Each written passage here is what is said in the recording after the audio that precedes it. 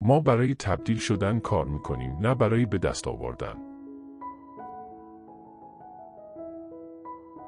دوست کسی است که شما را میشناسد و شما را به همان اندازه قبل دوست دارد.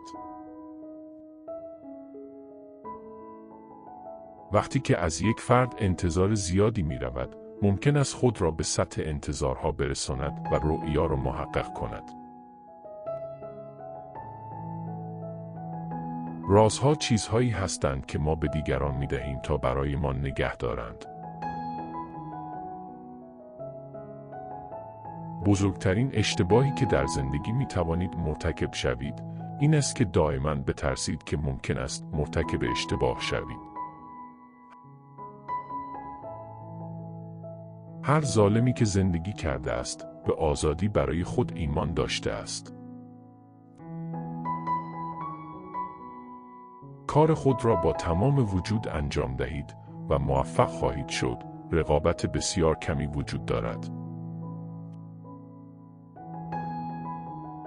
شادی وصف ناپذیر بخشیدن و بخشیده شدن، خلسه ای را ایجاد می کند که ممکن است حسادت خدایان را برانگیزد.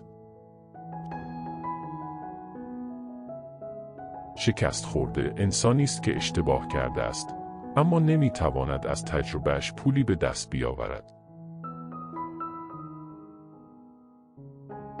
مسیحیت برای افرادی که با شما مخالف هستند، جهنم و برای دوستان شما بهشت فراهم می کند. ما همان نگرش ذهنی را که نسبت به دیگران داریم را در آنها بیدار می کنیم. محافظه‌کار انسانی است که ترسوتر از آن است که بجنگد و چاقتر از آن است که فرار کند. انسان بدبین فردی است که از نزدیک با یک انسان خوشبین آشنا شده است. هیچ کس هرگز پیشرفت زیادی نمی کند مگر اینکه حداقل یک بار در روز به غیر ممکنها برسد. کسی به موفقیت رسیده است که خوب کار کرده است، اغلب خندیده است و بسیار دوست داشته است. این کشور هرگز کشوری متمدن نخواهد بود مگر اینکه برای کتاب بیشتر از آدامس خرج کنیم. ما توسط گناهانمان مجازات می‌شویم، نه به خاطر آنها. اگر نتوانید به استدلال‌های یک مرد پاسخ دهید، همه چیز از دست نمی رود. هنوز هم می توانید او را با نام‌های زشت صدا کنید. رسیدن به هر چیزی که می خواهید آسان است، به شرطی که ابتدا یاد بگیرید که بدون اون چیزها کار را انجام دهید. شخصیت نتیجه دو چیز است: نگرش ذهنی و نحوه گذراندن وقت. مردی که می‌داند نمی‌تواند یک کار را انجام دهد، خطر را به حساب می‌آورد، نه پاداش را.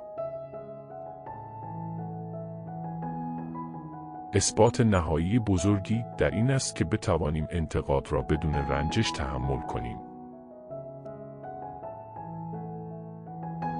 کلیسا گناهکاران را نجات می‌دهد، اما علم به دنبال جلوگیری از به وجود آمدن آنها است. اگر رنج می‌برید، خدا را شکر، این نشانه مطمئنی است که شما زنده هستید. برای جلوگیری از انتقاد، هیچ کاری نکنید، چیزی نگویید و هیچ نباشید. کارآمد بودن بدون منفور بودن بسیار سخت است. عشقی که می‌دهیم، تنها عشقی است که نگه می‌داریم.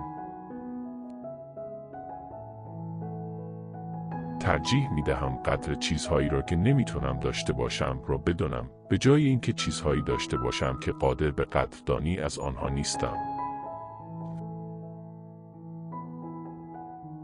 ذهن‌های کوچک به چیزهای خارق‌العاده علاقه دارند، ذهن‌های بزرگ به چیزهای پیش پا افتاده. دوستی مانند اعتبار زمانی بالاتر است که از آن استفاده نشود. مردی که مشکلی ندارد از بازی خارج شده است. اندکی مقاومت بیشتر، کمی تلاش بیشتر و آنچه به نظر می رسید که یک شکست ناامید کننده باشد، ممکن است به موفقیتی با شکوه تبدیل شود. ابتکار یعنی شخص کار درست را انجام دهد بدون اینکه کسی به او گفته باشد.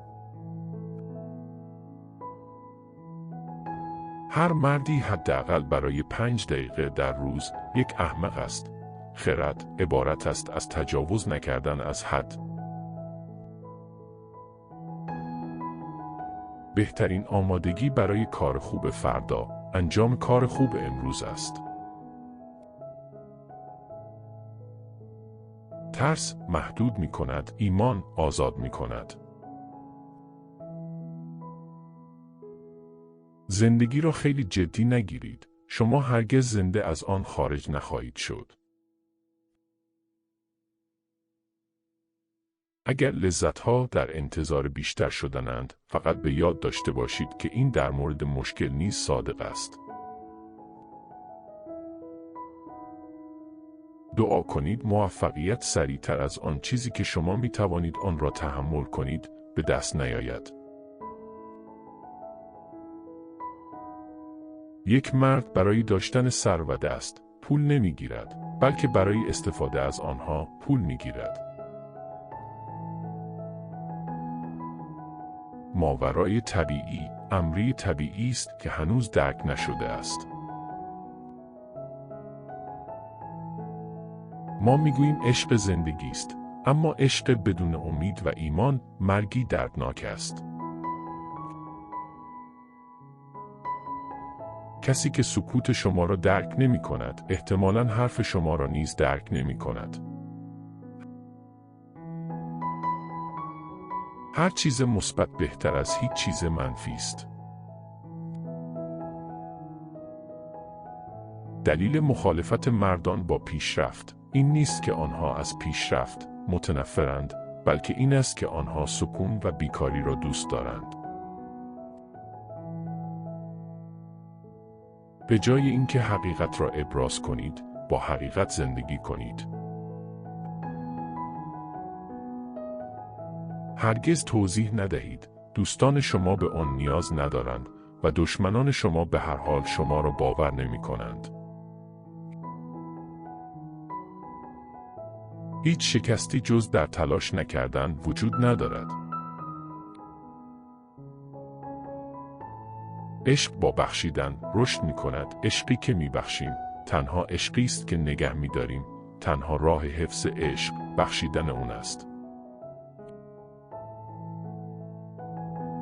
این روزها دنیا به قدری سریع در حال حرکت است که مردی که میگوید این کار نمیتواند انجام شود، عموماً توسط کسی که این کار را انجام میدهد، حرفش قطع میشود. کدام نقل قول را بیشتر دوست داشتید؟ لطفاً نظر خود را در نظرات به اشتراک بگذارید.